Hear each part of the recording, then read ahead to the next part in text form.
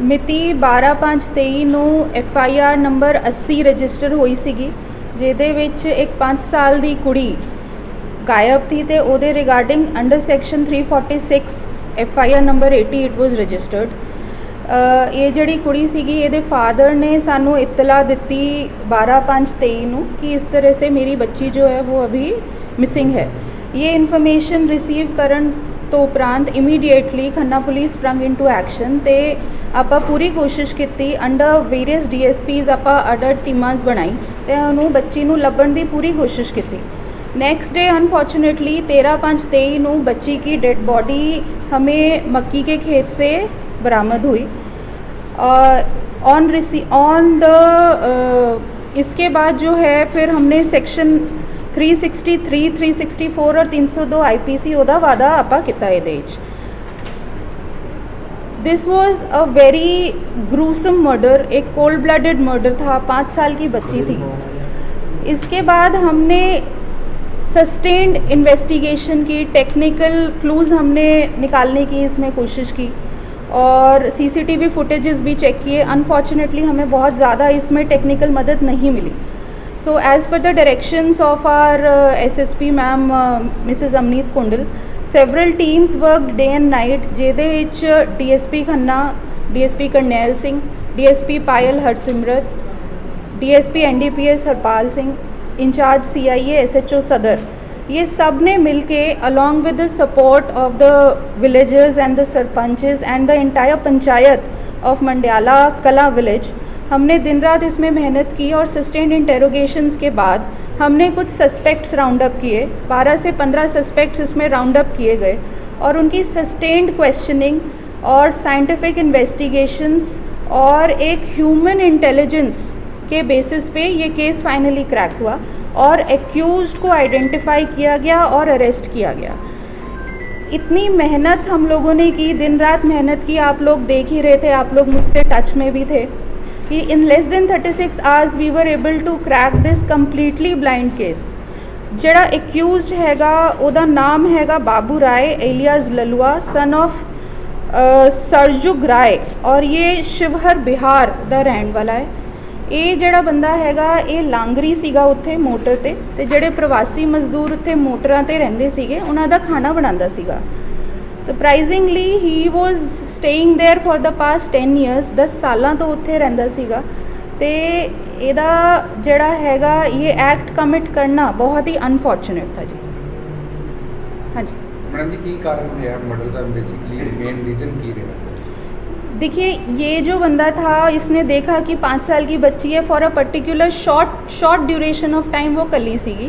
He tried to molest her, कोशिश इन्हें की, बच्ची ने शोर मचाया, he was not able to commit the act, कर नहीं पाया।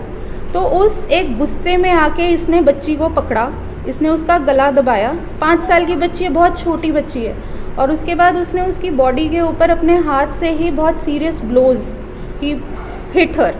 सो द गर्ल डाइड इंस्टेंटली। इन्हें फिर की किया कि इन्हें बॉडी जड़ी हैगी वो वहाँ से थोड़ी दूर इसने छिपा दी, क्योंकि उसको लग रहा था कि ये पकड़ा जाएगा, और बॉडी फिर वहीं से मक्की के खेत से जो है वो रिकवर हुई।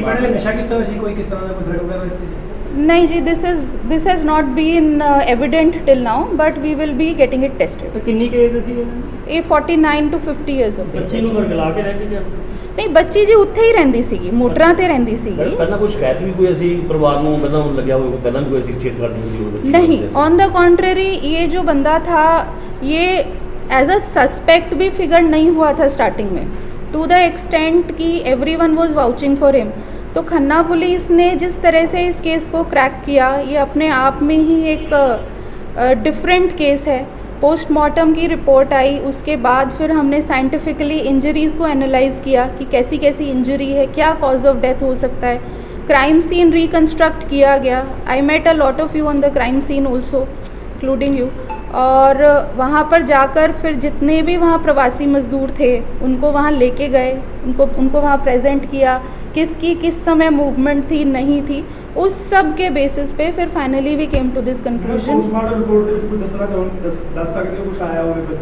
पोस्टमार्टम रिपोर्ट दे विच जी इंजरीज़ हैंगी, ओदी नैक ते इंजरीज़ हैंगी, जिहड़ी गर्दन दे मणके हुंदे हैं ਉਹ ਟੁੱਟ ਗਏ ਸੀਗੇ दैट कोई और हरकत पोस्टमार्टम चाहिए नहीं जी that we will have to see और डीएनए रिपोर्ट्स ਜਿਹੜੀਆਂ ਹੈਗੀਆਂ ਉਹ ਅਵੇਟਡ ਹੈਗੀਆਂ ਸੋ ਕਨਕਲੂਸਿਵਲੀ ਆਪਾਂ ਉਸ ਤੋਂ ਬਾਅਦ ਹੀ ਦੱਸ ਪਾਵਾਂਗੇ कोई और भी स्पोर्ट ਸੀ ਉਹਦੇ ਨਾਲ ਮੈਨੂੰ ਕੋਈ ਭਾਗੀਦਾਰ ਹੋਣਾ ਕੋਈ ਨਾਮ देखिए अभी तक प्राइमा फेसी इन्वेस्टिगेशन में अभी नहीं है बट इन्वेस्टिगेशन जारी है अगर कुछ आगे और आएगा then we'll let you know ਜਿਹੜਾ ਦੋਸ਼ੀ ਗ੍ਰਿਫਤਾਰ ਕੀਤਾ ਦੋਸ਼ੀ ਜੀ ਉੱਥੋਂ ਹੀ ਗ੍ਰਿਫਤਾਰ ਕੀਤਾ ਹੈ ਜੀ ਜਿੱਥੇ ਮੋਟਰ ਸੀਗੀ 2 ਮੋਟਰਾਂ ਹੈਗੀ ਉੱਥੇ ਤੇ ਉੱਥੇ ਇਹ ਪ੍ਰਵਾਸੀ ਮਜ਼ਦੂਰ ਉੱਥੇ ਹੀ ਰਹਿੰਦੇ ਸੀਗੇ ਉੱਥੇ ਹੀ ਜਿਹੜੀ ਦੂਜੀ ਮੋਟਰ ਹੈਗੀ ਉਸ ਤੇ ਖਾਣਾ ਬਣਦਾ ਸੀਗਾ ਇਹ ਖਾਣਾ ਬਣਾਉਂਦਾ ਸੀਗਾ so he was rounded up as a part of the suspects madam ਇਹ ਗਾਇਬ ਹੋ ਚੁੱਕਿਆ ਸੀ ਉਸ ਤੋਂ ਬਾਅਦ ਹੀ ਜਾਂ ਫਿਰ ਉਹਨਾਂ ਨਾਲ ਹੀ ਫਿਰਦਾ ਰਿਹਾ ਜਿਹੜਾ ਜਦ ਇਹਨੂੰ ਟ੍ਰੇਸ ਕੀਤਾ ਗਿਆ ਫੈਮਿਲੀ ਦੇ ਨਾਲ देखिए as I said we rounded up a lot of suspects on the basis of sustained investigations and sustained questioning we were able to round up this accused ਤੇ ਇਹ ਆਪਣੇ ਬਿਆਨ ਬਾਰ-ਬਾਰ ਬਦਲ ਰਹਾ था